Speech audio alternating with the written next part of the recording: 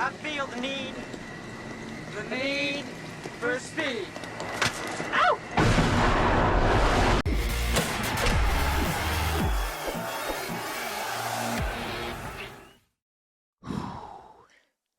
Day 2 of the Dolphins 2023 draft is now in the books. Dolphins have used their second and third round pick to fill out the team that is in a critical point of the trajectory of this team, of this franchise, in a very, what I would call meat-grinded division. So I'm going to review the 2 picks taken. I'll be clear. I wanted physicality and blocking on this offensive line. I understood the pick in the second round, getting Cam Smith. It makes sense, and I'll explain why. And I would have liked to gone in a different direction, but I understand why that was there. But Aiken in the third round, guy's a very fast runner. But that was a curious one. For some of you who've been watching me know why. But it's clear that Chris Grier's philosophy is what we saw in this draft, what we have seen. And we're going to have to wait to see how this all plays out.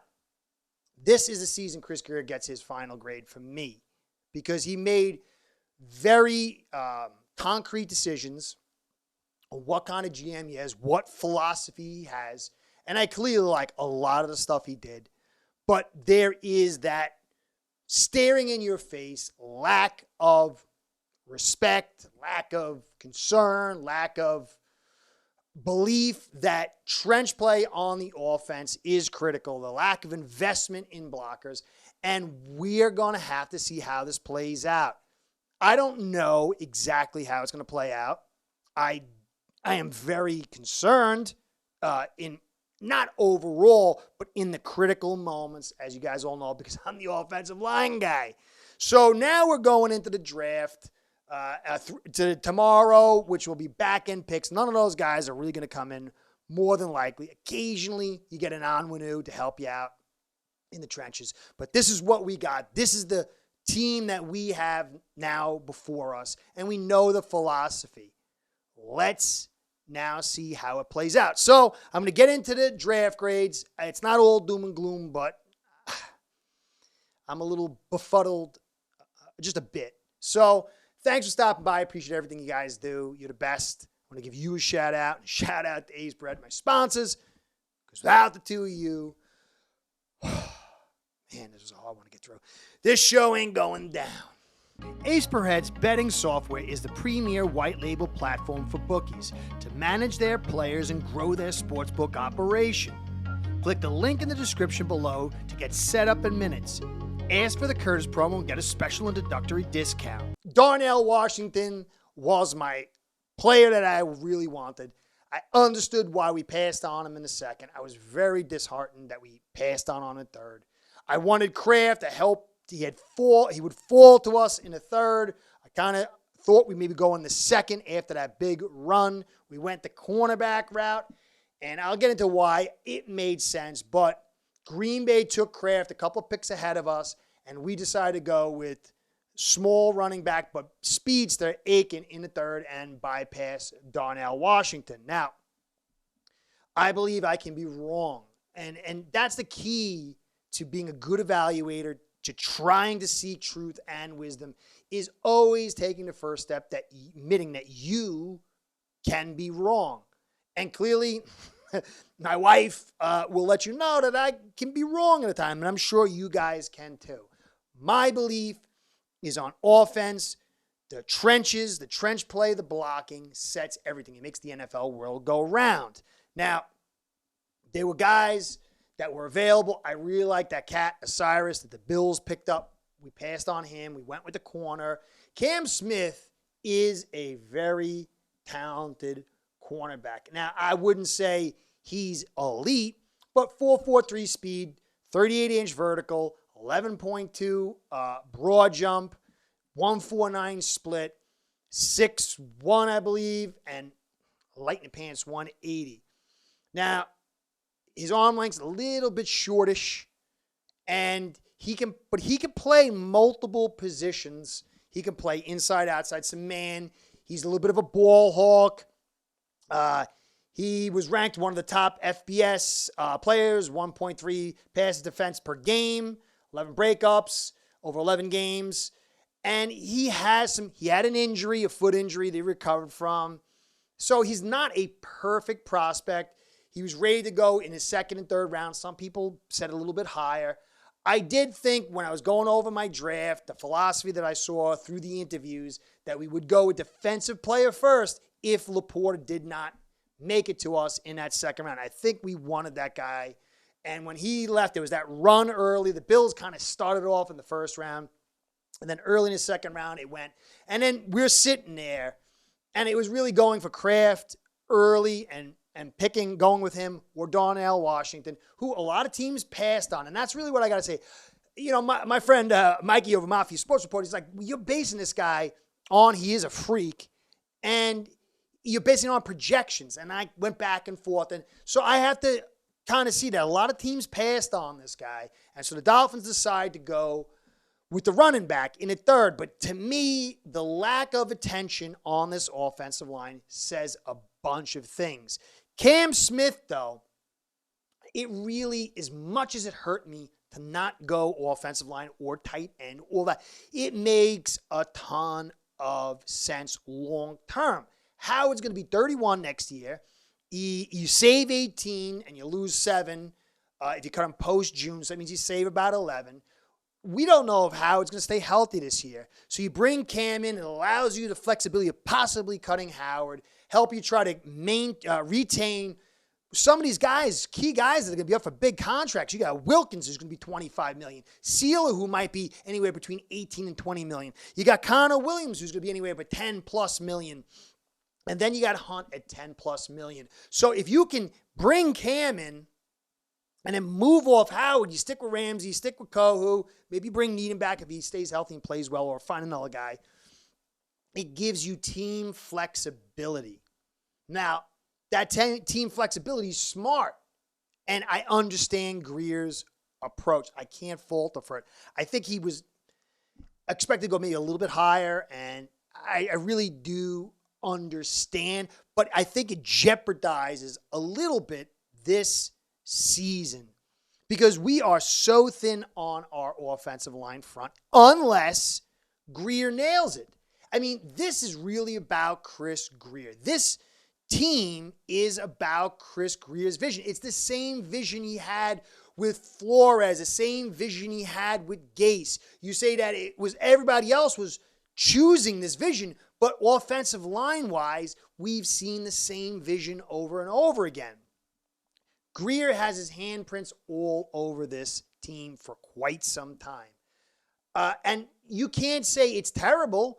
We went to the playoffs last year with a rookie coach. We've added a bunch of talent in Fangio. This is the moment where we get to grade Chris Grier. I am very suspect because I do believe we're the Sunshine Boys in a Northeast division, and there's going to be winter games and ugly games, and there's going to be points where we need to run this football to break that nickel. We can't seem to even break a base nickel, much less a strong nickel, a big nickel. And for me, breaking that nickel, getting run efficiency, and being able to play balanced football, pass balance, it's going to protect Tua. It's going to allow us to create look ambiguity for the DCs to get confused and to keep the initiative on the offense. And I'm not sure we can do it unless Grier nails it and Eichenberg steps up and Jackson steps up and Tehran, my man Tehran, stays healthy, and some of these guys in the backgrounds can rise up to fill in case of need when guys get dinged, when guys need a breather, or when guys get hurt. And I do believe the leverage created with Chosen and Waddle and Hill, it's going to create a breathing room, a space for the talents of these offensive line guys to not be so, have to be so on point. But there's still going to come that time. And I thought a tight end who could block and catch, and I really like Kraft. I really like my man, my man, Darnell Washington, who he might not be anything because a lot of teams passed on him. I'm trying to evaluate here, not be a cheerleader. But my concern is the heart of the football team, the blocking unit on offense, is not where it needs to be. And that second round pick, I totally got. I totally get it. Because you've got to start creating breathing room. You've got to always try to add cornerbacks. That third round pick, it's curious. And I know he's fast. And that speed, along with Hill and Waddle and Chosen, we've got a track star team. 4-3-2. 4-3-2, 40 for this running back. But the guy's 5'8", 188. Sproles, okay. 33 vertical, a little less pop than you want. 33 is a little low on that. He was expected to go in around the third or fourth round. So this is a big pick. But if this offensive line is not able to break the nickel, then you're facing a defense that is fast as well, and that neuters some of this team's speed. Now, a lot of things can create a situation where this team speed takes us to where we got to go. We're going to have to win early. We're going to have to win those hot games. We can't have a little stumbling point where those late games in the ugly weather is going to be critical. We got to hope some of those teams, those tough teams that we need to play, are early so we can put them in the volcano and beat them and then get some playoff games at home. Unless, of course, Eichenberg, Jackson step up, Tehran stays healthy, and Saubert is the blocker we want, and Smythe, he does his thing. But to me, it's going to be critical. I think we'll have a good season because of all this speed, because of all this talent. But good and great. We need great with all this investment. Do we have it? Are we over finesse? Are we too cutesy and not physical enough?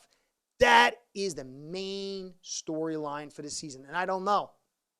My heart is old school. And I say, be still my beating heart. I've been taken for a fool. But I know I can be wrong. I know the game changes. I know circumstances can take something that might appear this way, and then it becomes something else. And that is exciting and scary for this 43-year-old, I'm not 43-year-old, but 43-year-old Dolphin fan who's been waiting, crying in 1983 when the Dolphins lost, crying 1985 when the Dolphins lost, and then waiting as an older man to see the magic that I'd heard about as a kid. This season is critical. There's so much storylines. And the heart of it is Chris Grier's build of speed, attack, pop on offense, along with a ferocious defense. Is it going to be enough? I don't know. Let's hope it is, guys. Let's hope it is. Thanks for staying to the end. I hope you enjoyed your draft. This is going to be one interesting season. The way this AFC East is shaping up, a lot of interesting moves in this draft. This is going to be one exciting season. I'm already feeling the tingle. I really am. There's so much on the line for every team in this AFC East. It's going to be magical as far as the competition. So thanks for staying to the end. Hope you enjoyed the draft. Hope we did right. Curtis saying, catch you next time. Be well. Go Phins. Building your own online sports book today by getting signed up with aceperhead.com service that'll allow you to book action on sports from all around the world.